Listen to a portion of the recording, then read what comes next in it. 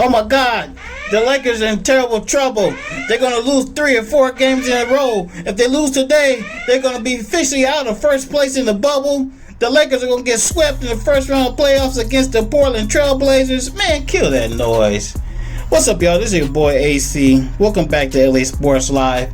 That's the crap I keep hearing on Sports Center, on Get Up, and all this other kind of stuff. These guys predicting this doom and gloom for the Lakers. I'm here to tell you, just ignore it and keep it pushing, because that's what I'm going to do. I followed the Lakers. We followed the Lakers all season. We know they kind of play a little bit disinterested sometimes, and come playoff time, we're going to get together.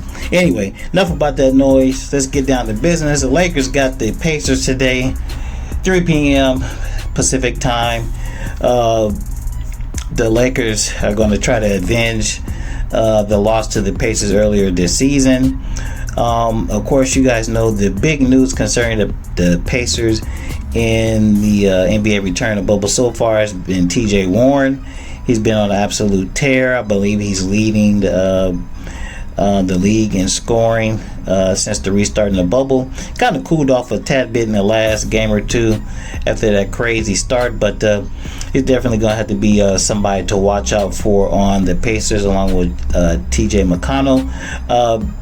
We know that Victor Oladipo, who did come back from that horrific injury he suffered last season. He did come back earlier this year, but he decided not to join the Pacers in the bubble, so they will not be having Mr. Oladipo. But let's talk real quickly about the Lakers. The Lakers announced that Lebron James and Anthony Davis will both play today versus the Pacers. However, Danny Green will not.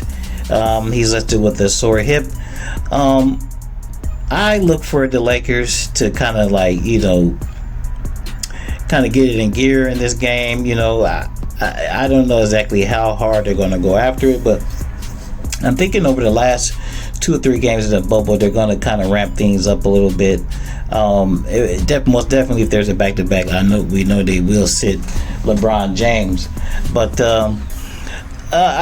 really, man, just me, as far as being a Lakers fan and watching the team and watching other Lakers teams and watching other great teams over the years, I'm really not worried about the Lakers' performance this year.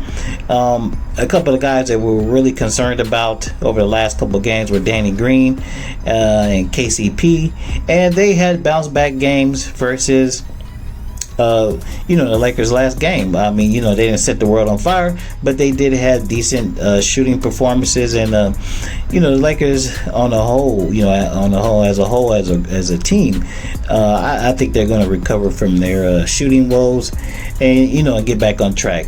So, like I said, guys, don't sound a red alert like all these other clowns have. The Lakers are in perfect condition. Before this whole bubble thing started, man, I would have bet large amounts of money on the Lakers winning the whole thing.